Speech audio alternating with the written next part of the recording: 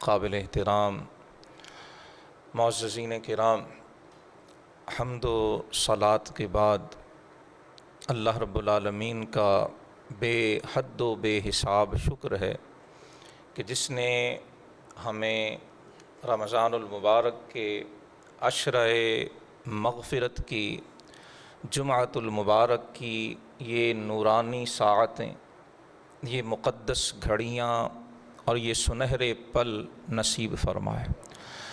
اس کریم کے کرم سے اور اس ارحم الراحمین کی رحمت سے امید ہے کہ وہ ان مقدس نسبتوں کا صدقہ ہمارے گناہوں سے درگزر فرمائے، ہماری خطاؤں کو معاف فرمائے، اور ہم گناہ گاروں کا شمار بھی وہ کریم محض اور محض اپنے کرم سے ان خوش نصیبوں میں فرما دے جنہیں وہ آتش جہنم سے آزاد فرماتا۔ عشرہ مغفرت کا آج آخری روز ہے، جمعۃ المبارک کی مقدس ساعتیں ہیں، اور آنے والی رات عشرہ عتق من النار، زبان نبوت نے اس ماہ کریم کی آخری 10 دنوں کو جہنم سے آزادی کے دن ارشاد فرمایا، اور یہ پہلی طاق رات ہے جو آنے والی ہے۔ اللہ پاک اس کی برکتیں ہم سب کو نصیب فرمائے۔ وہ لیلۃ القدر جسے اللہ رب العالمین نے خیر من الف شہر، 1000 مہینوں سے بہتر ارشاد فرمایا، اور اعتکاف دراصل اسی شب قدر کی تلاش کی جستجو ہے، اسی شب قدر کو ڈھونڈنے کی کوشش کا نام اعتکاف ہے۔ اللہ کے حبیب علیہ الصلاۃ والسلام نے اس سنت کو ہجرت کے بعد کبھی ترک نہیں فرمایا۔ حضور ہر سال ان آخری 10 دنوں کا اعتکاف بھی فرماتے اور امت کو نصیحت فرمائی کہ اس شب قدر کو پانا ہے تو رمضان کے آخری عشرے کے اندر کوشش کر۔ خصوصاً طاق راتوں کے بارے میں فرمایا کہ پوری کوشش کر کے، جد و جہد کر کے، محنت کر کے اس عظیم رات کو پانے کی طلب کرو کہ جسے نصیب ہو جائے اسے ہر خیر نصیب ہو جاتی ہے۔ اللہ کے حبیب صلی اللہ علیہ وسلم کا فرمان ہے، جسے وہ شب قدر نصیب ہو گئی اسے ہر خیر مل گئی، اور جو محروم شب قدر سے محروم رہا فرمایا وہ ہر خیر سے محروم ہے۔ اللہ پاک کسی کو محروم نہ فرمائے، اور اپنے محبوب کے اعتکاف کا صدقہ، اپنے محبوب کی عبادات کا صدقہ، اور اپنے محبوب کے قرآن پڑھنے اور سننے کا صدقہ اللہ پاک ہماری عبادات کو بھی شرف قبولیت عطا فرمائے۔ جمعۃ المبارک اور 20 رمضان المبارک یہ اسلام کی تاریخ میں بڑی اہم نسبت کا حامل ہے۔ 20 رمضان سن 8 ہجری کو اللہ تعالیٰ نے اپنے حبیب علیہ الصلاۃ والسلام کو فتح مکہ کی نعمت عظمیٰ نصیب فرمائی۔ اللہ کے حبیب علیہ الصلاۃ والسلام سن 8 ہجری میں 10,000 صحابہ کے لشکر کے ساتھ فاتحانہ شان کے ساتھ بغیر جنگ کے آپ مکہ مکرمہ میں داخل ہوئے، اور جب حضور اپنے 10,000 جانثاروں کے لشکر کے ساتھ مکہ میں داخل ہوئے ہیں، آپ کی زبان کریم پر سورہ نصر کی یہ آیات رواں دواں تھی۔ آپ اپنی اونٹنی مبارکہ پر سوار تھے، اور محدثین علماء سیرت نے لکھا ہے کہ رسول اللہ صلی اللہ علیہ وسلم نے از راہ تواضع، عاجزی کے طور پر سر اقدس اتنا جھکایا ہوا تھا، اتنا نیچے کیا ہوا تھا کہ پیشانی مبارکہ سواری کے پالان کو چھو رہی تھی۔ کیوں اتنی عاجزی؟ کہ یہ وہ مکہ ہے جہاں کے رہنے والوں نے آپ کو ایک اللہ کی عبادت کی اجازت دینے پہ وہ تیار نہیں ہوئے تھے۔ یہ وہ بیت اللہ العظیم ہے جہاں حضور داخل ہو رہے ہیں کہ یہاں پہ آپ کو اور صحابہ کو عبادت کی اجازت نہیں تھی۔ بت سجے ہوئے تھے، مشرکین کا قبضہ تھا، بت پرستوں کا قبضہ تھا۔ اتنا آپ کو ستایا گیا، اتنی اذیتیں دی گئیں، اتنی تکلیفیں آپ کو اور آپ کے جانثاروں کو دی گئیں کہ آپ کو رات کی تاریکی میں مکہ چھوڑنا پڑا تھا۔ آپ رات کی تاریکی میں اپنے یار غار و یار مزار سیدنا ابو بکر صدیق کے ساتھ مکہ مکرمہ سے روانہ ہوئے تھے۔ یہ دن بڑا عظیم دن تھا۔ وہ حبیب خدا کہ جنہیں رات کی تاریکی میں مکہ چھوڑنا پڑا، آج دن کے اجالے میں فاتحانہ شان سے داخل ہو رہے ہیں۔ وہ گردنیں، اور کتنا فرق ہے، صرف 8 سال کا۔ ہجرت کے 8 سال کے اندر اللہ سبحانہ و تعالیٰ کی کرم سے رسول اللہ صلی اللہ علیہ وآلہ وسلم کی رہنمائی میں صحابہ کی بے مثال قربانیاں، صحابہ کی انتھک جد و جہد، ان کی جانی، ان کی مالی اور ہر طرح کی قربانیوں کو اللہ نے یوں قبول فرمایا کہ یہ 20 رمضان کا عظیم دن دیکھنا نصیب فرمایا۔ آج حضور دن کے اجالے میں فاتحانہ شان سے، عاجزانہ انداز سے مکہ مکرمہ میں داخل ہو رہے ہیں، اور زبان کریم پر سورہ نصر کی آیات جاری ہیں۔ اذا جاء نصر اللہ والفتح۔ یہ گھڑیاں اسلام کی تاریخ میں ہی نہیں، پوری انسانیت کی تاریخ میں بڑی یاد رکھی جانے والی، بڑی اہم اور بڑے قیمتی لمحات ہیں کہ جب محمد الرسول اللہ اپنے دار الہجرت سے مکہ مکرمہ میں فاتحانہ شان سے داخل ہو۔ اذا جاء نصر اللہ والفتح، فرمایا کہ جب اللہ کی مدد آ چکی اور فتح نصیب ہو گئی۔ وَرَأَيْتَ النَّاسَ يَدْخُلُونَ فِي دِينِ اللَّهِ أَفْوَاجًا۔ مفسرین فرماتے ہیں یہاں الفتح سے مراد فتح مکہ ہے، اور مفسرین نے لکھا ہے کہ فتح مکہ یہ حضور کی حیات طیبہ میں، اسلام کی تاریخ میں، عربوں کی تاریخ میں ایک ٹرننگ پوائنٹ کی حیثیت رکھتی۔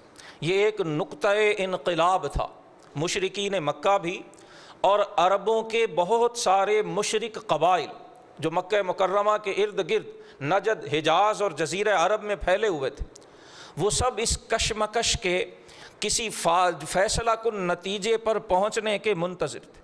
رسول اللہ صلی اللہ علیہ وسلم اور مشرکین مکہ کے درمیان جو چپقلش ہو رہی تھی، کبھی بدر کا میدان سجتا ہے، کبھی احد کا میدان سامنے آتا ہے، کبھی غزوہ احزاب میں خندق کی کھدائیاں ہوتی ہیں، کبھی صلح حدیبیہ ہوتی ہے، یہ سارے منظر، بہت بڑی تعداد تھی عرب قبائل کی جو خاموش بیٹھی دیکھ رہی تھی کہ دیکھیں محمد صلی اللہ علیہ وسلم اور مشرکین میں سے کون غالب آتا ہے۔ ان کا نقطۂ نظر یہی تھا کہ جو غالب آئے گا، جو جیتے گا، ہم اس کے ساتھ ہوں گے۔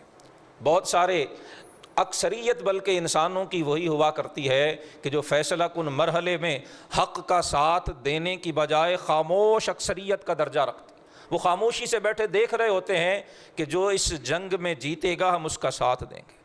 لیکن تاریخ بتاتی ہے کہ ان خاموش بیٹھنے والوں کے حصے میں پھر وہ رفعتیں، وہ عظمتیں نہیں آتیں جو حق کی راہ میں قربانی دینے والوں کو نصیب ہوا کرتی ہیں۔ حق کی راہ میں قربانی دینے والوں میں ابو بکر صدیق تھے، عمر فاروق تھے، عثمان غنی تھے، علی المرتضیٰ تھے، جناب سیدنا حمزہ تھے، حضرت سید الشہداء حمزہ بن عبد المطلب رضی اللہ تعالیٰ عنہ، اور حضور کے جتنے جانثار تھے اللہ نے ان سب کو بے پناہ عظمتیں عطا فرمائیں۔ لیکن یہ جو وقت تھا یہ بڑا اہم وقت تھا۔ لوگ اس جو ہے وہ انتظار میں تھے کہ دیکھیں کیا ہوتا ہے۔ اور اس کے ساتھ ساتھ سیرت نگاروں نے لکھا ہے کہ فتح مکہ کی اہمیت اس وجہ سے بھی بہت ہے، جیسے سورہ نصر کی دوسری آیت میں اشارہ ہے کہ شرک اور بت پرستی میں مبتلا ہونے کی وجہ سے جو عرب اقوام تھیں، جو مشرک قبائل تھے، ان کے دلوں میں یہ خیال تھا کہ جب لات و منات کو توڑا جائے گا، جب عزا کی توہین کی جائے گی تو بڑا سخت عذاب آئے گا۔ یہ ہمارے خدا ہیں، یہ بڑے طاقتور ہیں، ان کے پاس بڑی طاقتیں ہیں، جب ان کو توڑا جائے گا، ان کو نقصان پہنچایا جائے گا تو آسمان پھٹے گا، زمین کپکپائے گی، بجلیاں کوندیں گی، طوفان آئیں گے، اور ان بتوں کو غلط انداز سے چھونے والا وہ نیست و نابود ہو کے رہ جائے۔ بڑی طرح طرح کی جو ہے وہ کہانیاں ان لات و منات کے پجاریوں کے اندر مشہور تھی۔ فتح مکہ کا دن مشرکین کے، کفار کے ان ساری غلط فہمیوں کے حرف غلط کی طرح مٹ جانے کا دن تھا۔ اللہ کے رسول صلی اللہ علیہ وسلم اذا جاء نصر اللہ والفتح یہ پڑھتے ہوئے مکہ مکرمہ میں داخل ہوئے، الحمدللہ الذی نصر الاحزاب وحدہ، اللہ کا شکر ادا کرتے ہوئے جس نے اپنے بندے کی مدد کی، مشرکوں کے خلاف ان کی حمایت کی، اور اللہ نے جنہیں فتح و نصرت عطا فرمائی۔ حضور کعبہ مکرمہ میں، کعبہ مشرفہ میں، بنائے خلیل میں، بنائے اسماعیل میں داخل ہوتے ہیں، چھڑی ہاتھ میں ہے، آپ اشارہ کرتے جاتے ہیں، جاء الحق وزہق الباطل ان الباطل کان زہوقا، حق آ گیا، باطل مٹ گیا، اور باطل کا تو مقدر ہی مٹنا تھا۔ حضور کی چھڑی کا اشارہ ہوتا ہے اور بت اوندھے منہ نیچے گرتے چلے جاتے ہیں۔ حضرت علی المرتضیٰ کو حکم دیتے ہیں، آپ رسول اللہ کے دوش نبوت پہ کھڑے ہو کر ان سارے بتوں کو گرا دیتے ہیں۔ بیت اللہ میں موجود ایک ایک بت کو چکنا چور کر دیا جاتا، ملیا میٹ کر دیا جاتا ہے، ٹکڑے ٹکڑے کر کے بیت اللہ کو ان نجاستوں سے پاک کر دیا جاتا۔ وہ شرک کی غلاظتیں، وہ کفر کی نجاستیں، وہ بت پرستی کی آلائشیں جن سے انہوں نے اللہ وحدہ لا شریک کے گھر کو آلودہ کیا ہوا تھا، وہ ساری کی ساری نجاستیں بیت اللہ سے خارج کر دی جاتی ہیں۔ آپ صلی اللہ علیہ وسلم کے دست کریم سے حضور مولا کائنات شیر خدا علی المرتضیٰ کرم اللہ وجہہ الکریم، آپ کے دست کریم سے بیت اللہ پاک ہو جاتا ہے۔ مشرکین دیکھتے رہتے ہیں، نہ آسمان پھٹتا ہے نہ زمین کپ کپاتی ہے، کچھ بھی نہیں ہوتا، اور ان کے سارے بت جو ان کے مزعومہ خدا تھے، ان کے من گھڑت خدا تھے، جن کی پوجا میں انہوں نے زندگیاں ضائع کر دی تھیں، وہ سب توڑ پھوڑ کے کوڑا کرکٹ کے ڈھیر پہ پھینک دیے گئے، اور ایک تنکا بھی اپنی جگہ سے نہیں ہلا۔ تب جنہیں اللہ نے انصاف کی نگاہ عطا فرمائی، جو حسد سے بچا ہوا تھا، وہ جان گیا کہ یہ بت جھوٹے تھے، محمد سچے ہیں اور رب محمد سچا ہے۔ پھر وہ صرف بت بیت اللہ کے اندر ہی نہیں ٹوٹے تھے، وہ بہت سے سینوں کے اندر بھی ٹوٹ پھوٹ کا شکار ہو گئے تھے۔ فتح مکہ کے دن صرف بیت اللہ العظیم کو محمد الرسول اللہ نے بتوں سے پاک نہیں کیا، عربوں کی بہت بڑی اکثریت جن کے دماغ میں بت خانے سجے ہوئے تھے، جن کے سینوں میں بت بستے تھے، اللہ کے رسول کی اس ضرب فاتحانہ نے، اس فتح مکہ نے، اس 20 رمضان 8 ہجری کے عظیم دن نے دنیا کے ہر کافر و مشرک جو انصاف کی نگاہ رکھتا ہو، جو حسد سے محفوظ ہو، اللہ نے اس کے دل میں موجود بتوں کو بھی ملیا میٹ کر دیا۔ وہ ٹوٹ، اللہ اکبر،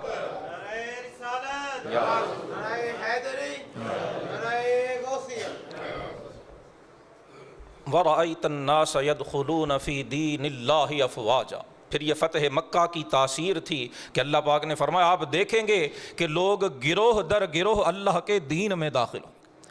اگر آپ سیرت کا مطالعہ فرمائیں، 8 ہجری میں مکہ فتح ہوتا ہے، اور 9 ہجری کو علماء سیرت عام الوفود کہتے ہیں۔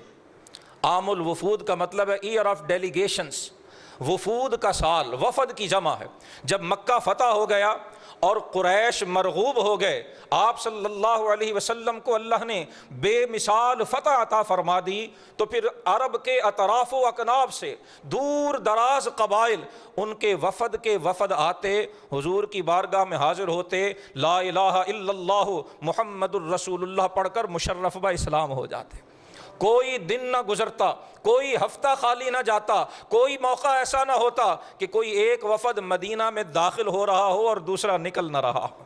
ایک وفد آتا، حضور کی بارگاہ میں شرف باریابی اسے بخشا جاتا، آپ اسے دعوت توحید و رسالت، دعوت اسلام پیش کرتے، وہ کلمہ پڑھ کر پورے کا پورا قبیلہ اسلام میں داخل ہوتا۔ حضور کسی صحابی کی ڈیوٹی لگاتے کہ انہیں اسلام کے بنیادی عقائد اور بنیادی ارکان سے آگاہ کر دیا جائے۔ وہ کچھ روز مدینہ طیبہ میں ٹھہرتے، پھر اپنے قبیلے میں جاتے، اور حضور کا پیغام سارے قبیلے والوں تک پہنچ جاتا۔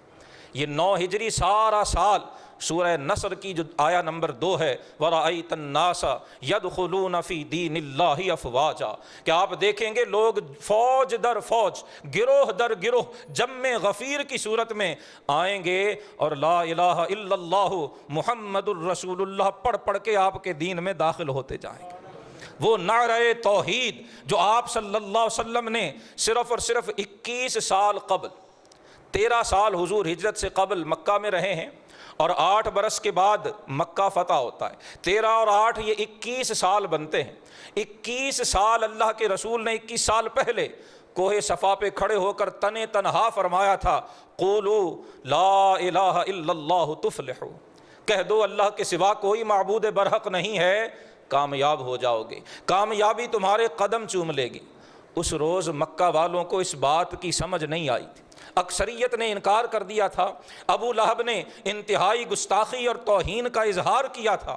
ہاں، جو سعید روحیں تھیں، جنہیں اللہ سبحانہ و تعالی نے انصاف پسند دل عطا کیا تھا، وہ چپکے چپکے اس دین میں داخل ہونا شروع ہو گئے تھے۔ پھر ہجرتیں بھی ہوئیں، پھر غزوات بھی ہوئے، پھر شہادتیں بھی ہوئیں، پھر زخمیوں نے زخم بھی کھائے، پھر مال اور جان قربان کرنے والوں نے قربانیاں بھی دیں، اور 21 سال کے بعد وہ روز سعید آیا کہ جب اللہ نے مکہ کی فتح کی نعمت عظمیٰ نصیب فرمائی۔ یہ ایک نقطہ انقلاب بھی ہے اور اس میں ایک بہت بڑا سبق بھی ہے۔ رسول اللہ صلی اللہ علیہ وآلہ وسلم سے بڑا کوئی قائد، کوئی لیڈر، کوئی رہنما ہو سکتا نہیں ہے۔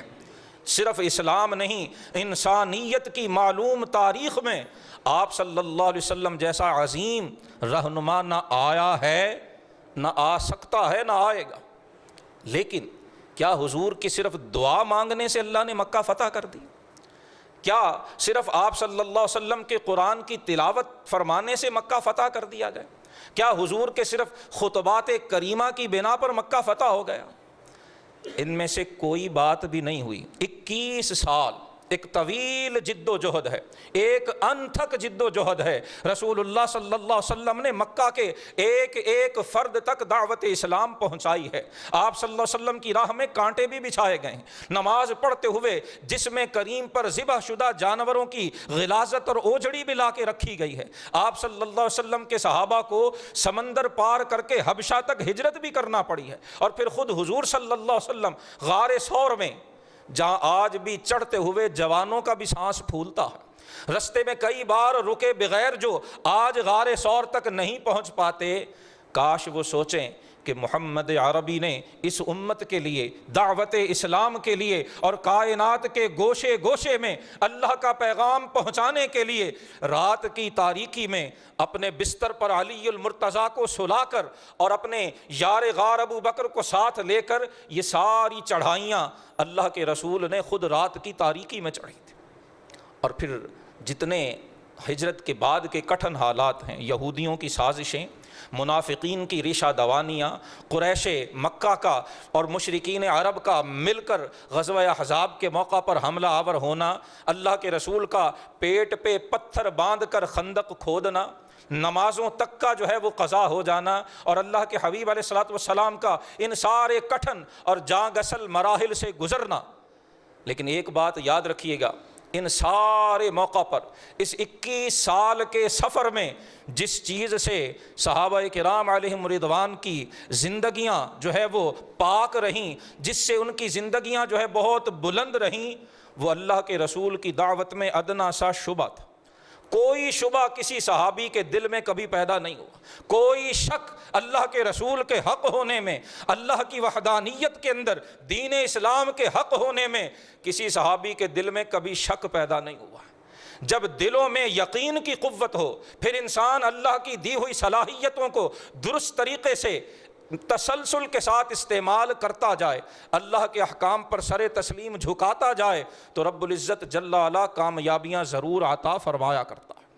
آج ہم حقیقت سے نگاہیں چراتے ہیں، آج ہم من حیث القوم محنت کرنے کے عادی نہیں رہے ہیں۔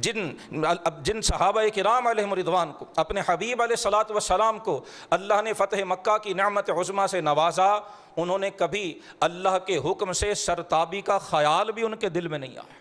جب تک ہم من حیث القوم اللہ کے حکم پر سر جھکانا نہیں سیکھیں گے، جب تک ہم اپنے دین کے بارے میں شکوک و شبہات کو اپنے دل سے نکال کے باہر نہیں پھینکیں گے، سنہ تہذیب حاضر کے گرفتار غلامی سے بدتر ہے بے یقینی، جب تک ہم بے یقینی کی کیفیت سے باہر نہیں آئیں گے تب تک اس دنیا میں فتح اور کامیابی نصیب نہیں ہوگی۔ فتح مکہ کا دن بہت سے اسباق و دروس کا حامل دن ہے۔ اسلام نے بتایا ہے کہ اسلام کوئی خالی خولی اور افسانوی خیالی باتیں کرنے والا دین نہیں، یہ ایک حقیقت پسند دین ہے۔ اسلام یہ تعلیم دیتا ہے، اسلام یہ سکھاتا ہے کہ جو تسلسل کے ساتھ جد و جہد کرتا رہتا ہے، اللہ کی راہ پر تسلسل کے ساتھ گامزن رہتا ہے، جو رب کی عبادت بھی صرف کسی ایک مہینے میں نہیں، صرف کسی ایک موسم میں نہیں، جو مہینوں کی قید کے بغیر، جو موسموں کی قید کے بغیر ہر آن ہر لمحہ ہر پل اپنے رب کے حکم پر سر جھکائے رکھتا ہے، کامیابیاں انہی کو نصیب ہوا کرتی۔ اور جن کی عبادتیں بھی کیلنڈر کی محتاج ہوں، جن کے سجدے بھی کسی ایک مہینے، کسی ایک دن اور کسی خاص وقت تک محدود ہوں، پھر رب کی رحمتیں ان کے شامل حال نہیں ہوا کرتی۔ یہ تسلسل چاہتا ہے۔ والذین جاہدوا فینا، صحابہ کی زندگیاں سامنے رکھیے، فتح مکہ سے پہلے کی جتنے مناظر، جتنے مراحل ہیں، ان سب کو پیش نظر رکھیے، پھر اذا جاء نصر اللہ کو پڑھیے۔ اللہ کی نصر کب آتی ہے، رب کی نصرت کب نصیب ہوتی ہے، اللہ کی فتح اور تائید کب نصیب ہوا کرتی ہے؟ جب ایک فرد نہیں، پوری قوم اللہ کے وعدوں پر پختہ یقین رکھتی ہے اور اللہ کے احکام پر، اللہ کے احکام کی تعمیل کو اپنی زندگی کا مقصد حیات بناتی ہے، نصب العین بناتی ہے، پھر اللہ کی نصرت و تائید بھی شامل حال ہوا کرتی ہے۔ مکہ کو بتوں سے پاک کر دیا جاتا ہے۔ اللہ کے رسول بیت اللہ کی چوکھٹ پکڑ کر دروازے میں کھڑے ہوتے ہیں۔ صحن حرم آج قریش مکہ سے بھرا ہوا ہے۔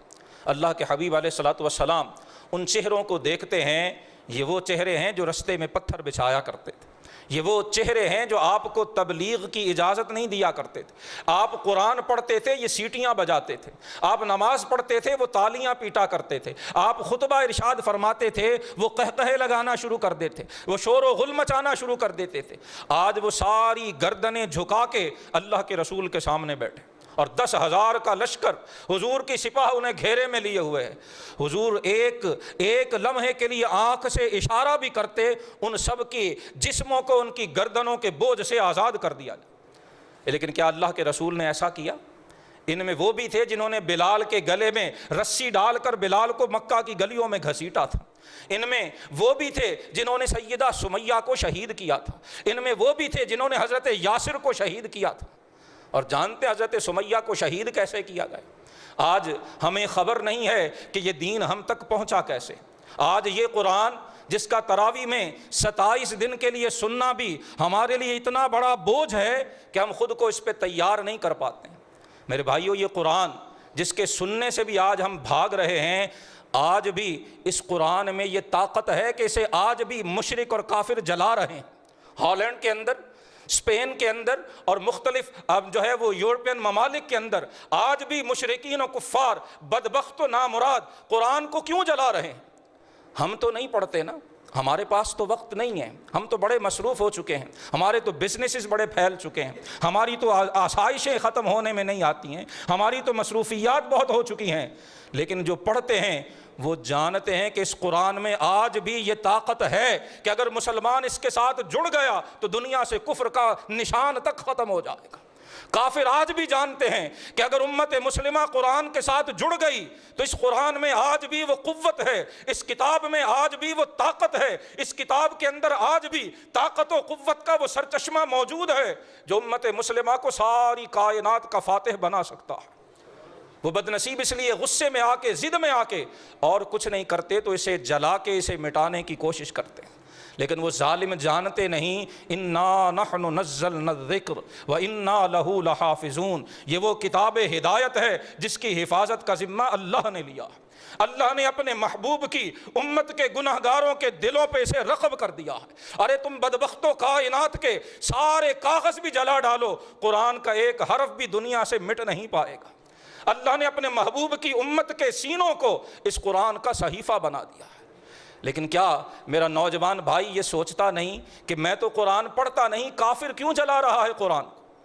کافر جانتا ہے قرآن میں طاقت ہے، میں بے خبر ہوں، مجھے پتہ نہیں قرآن میں کتنی طاقت ہے۔ مشرک دشمن موجود ہیں، اللہ کے رسول پوچھتے ہیں بتاؤ آج تمہارے ساتھ کیا سلوک کیا جائے گا؟ وہ سارے کے سارے بیک زبان ہو کے کہتے ہیں اخن کریم وابن اخن کریم۔ حضور کی جد و جہد بھی سامنے رکھیں اور حضور کے اخلاق کریمانہ بھی سامنے رکھیں۔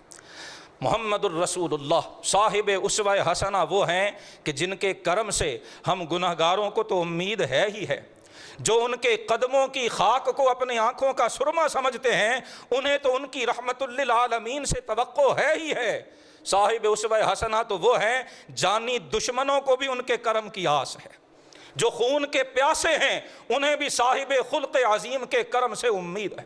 کہنے لگے آپ تو بڑے عزت والے، بڑے کرم والے بھائی ہیں اور بڑے کرم والے بھائی کے بیٹے۔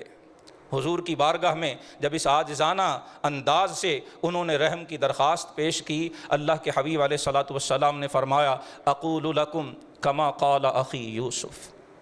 سورہ یوسف عرض کی تھی خلاصے کے اندر کہ حضور کی سیرت عالیہ کے ساتھ سورہ یوسف کا بڑا گہرا تعلق ہے۔ قرآن اسی لیے اسے احسن القصص ارشاد فرماتا ہے، اور روز فتح مکہ رسول اللہ کا دہلیز کعبہ کو پکڑ کر تمام مشرکین اور کفار مکہ سے فرمانا اقول لکم کما قال اخی یوسف، یہ قرآن کے طالب علم کو، یہ سیرت کی طالب علم کو بتا رہا ہے کہ سورہ یوسف کا رسول اللہ کی حیات طیبہ سے کتنا گہرا تعلق ہے۔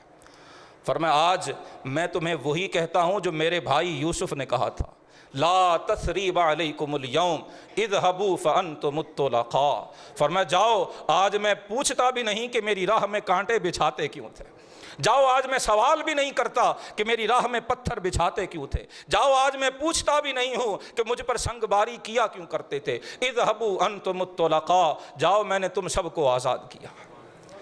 یاد رکھیے جسم آزاد ہوئے ان کے، لیکن ان کے دل خلق محمدی کے اسیر ہو گئے، اور یہی برکت ہے معاف کر دینے کی، یہی برکت ہے، یہی تاثیر، یہی چاشنی اور مٹھاس ہے ظرف کو بلند اور بڑا کرنے کے اندر۔ آپ کسی کا قصور معاف کر کے تو دیکھیں۔ روز فتح مکہ ہمیں یہ بھی یاد دلاتا ہے کہ خلق محمدی کا پیغام معاف کر دینا ہے، اور معاف اسی کو کیا جاتا ہے جس سے قصور سرزد ہوا۔ جس نے قصور ہی نہیں کیا اس کی معافی کا کوئی تک ہی نہیں بنتا۔ اللہ کے رسول نے روز فتح مکہ جانی دشمنوں کو معاف کر کے تاریخ کے طالب علموں کو، سیکھنے والوں کو یہ بھی سمجھا دیا کہ فتح مکہ کی نعمت عظمیٰ انہیں کو ملا کرتی ہے جو جان کے دشمنوں کو بھی بخشنے کا حوصلہ رکھتے ہیں، اور جو کسی کی ترچھی نگاہ کو بھی بخشنے کی اپنے اندر ہمت نہ رکھتا ہو، پھر کامیابیاں اس کے قریب نہیں آیا کرتی ہیں۔ اللہ کے رسول نے روز فتح مکہ جانی دشمنوں کو بخش کے بتا دیا ہے تم اپنے دل بڑے کرو، رب کی رحمتیں تمہارے شامل حال ہو جائیں گی۔ حضور نے بھی بخشا ہے، اور عشرہ عتق من النار شروع ہوا چاہتا ہے۔ ہم سب جانتے ہیں شب قدر کی دعا جو اللہ کے رسول نے تعلیم فرمائی، وہ دعا بھی ہمیں یہی سکھاتی ہے، اللہم انک عفو تحب العفو فاعف عنی۔ رسول اللہ صلی اللہ علیہ وسلم کا حسن یہی تھا، حضور کا کمال یہی تھا، اللہ کے رسول صلی اللہ علیہ وسلم کی سیرت عالیہ کی چاشنی یہی ہے کہ جو حضور دعائیں سکھاتے تھے وہ آپ کی زندگی میں عملاً نظر بھی آیا کرتی تھی۔ دعا اگر سکھائی یہ ہے کہ مولا تو بے حد معاف فرمانے والا، تو معافی کو پسند کرتا ہے، مولا مجھے معاف فرما دے۔ حضور نے صرف اس کا خطبہ نہیں دیا، صرف یہ دعا نہیں سکھائی، فتح مکہ کے دن معاف کر کے بھی دکھایا۔ ہمیں بھی آج اسی اخلاق محمدی کو اپنانے کی ضرورت ہے۔ جو ہمارے ذاتی معاملات ہیں، جو ہمارے خاندانی معاملات ہیں، جو ہمارے گھریلو معاملات ہیں، ان معاملات میں معافی کو اپنائیے، ان معاملات میں درگزر کو اپنائیے، ان معاملات میں وسعت ظرفی سے کام لیجئے، ان معاملات میں چشم پوشی کیجئے۔ لیکن یاد رکھیے گا فتح مکہ کے دن کچھ بدبخت ایسے بھی تھے جن کا نام لے کر اللہ کے رسول نے فرمایا کہ وہ بیت اللہ کے غلاف میں لپٹے ہوئے بھی ملیں تو انہیں قتل کر دیا جائے۔ یہ وہ بدبخت تھے جن کی زبانیں رسول اللہ کی توہین سے آلودہ ہوا کرتی، جو رسول اللہ کی توہین کیا کرتے تھے اپنی شاعری کے اندر، اپنی گفتگو کے اندر، اپنے جو ہے وہ کلام میں، جو اللہ کے رسول کی توہین کو جنہوں نے وتیرہ بنا لیا تھا، جو توہین رسالت کے مرتکب تھے۔ محمد الرسول اللہ نے فتح مکہ کے یوم عفو عظیم معافی والے دن بھی ان ناہنجاروں کے لیے، ان مکروہ فطرت لوگوں کے لیے اعلان فرمایا کہ بیت اللہ کے پردے میں لپٹے ہوئے بھی ہوں تو انہیں واصل نار کر دیا جائے، انہیں تہ تیغ کر دیا جائے، اور انہیں اس دھرتی کو ان کے ناپاک وجود سے پاک کر دیا جائے۔ بتا دیا کہ معافی ذاتی معاملات میں ہو سکتی ہے، لیکن جو زبانیں رسول اللہ کی توہین سے باز نہ آئیں، موقع ملنے کے باوجود، سمجھانے کے باوجود، فرمایا پھر ان کا آخری انجام یہی ہوا کرتا ہے۔ سو ہمیں ان سارے معاملات کو اپنے اپنے حد میں رکھ کے دیکھنے کی ضرورت ہے۔ ذاتی معاملات میں عفو درگزر کا رویہ اپنائیے، لیکن جہاں دین کا، جہاں عقیدے کا، جہاں نظریے کا، اور جہاں ناموس رسالت کا معاملہ آئے، جہاں عزت محمدی کا معاملہ آئے، جہاں عصمت پیغمبر کا معاملہ آئے، وہاں پھر وہی اصول ہے جو محمد الرسول اللہ نے اپنایا۔ ہاں یہ بات ضرور ملحوظ رہے کہ آپ صلی اللہ علیہ وسلم اس روز قائد بھی تھے، آپ اس روز عدالت کی کرسی بھی آپ کے پاس تھی، قیادت کی کرسی بھی آپ کے پاس تھی، اور سب سے بڑھ کر آپ نبی تھے، آپ اللہ کے رسول تھے۔ آپ کی زبان ایک عام انسان کی زبان نہیں تھی، یہ اللہ کی وحی والی زبان تھی۔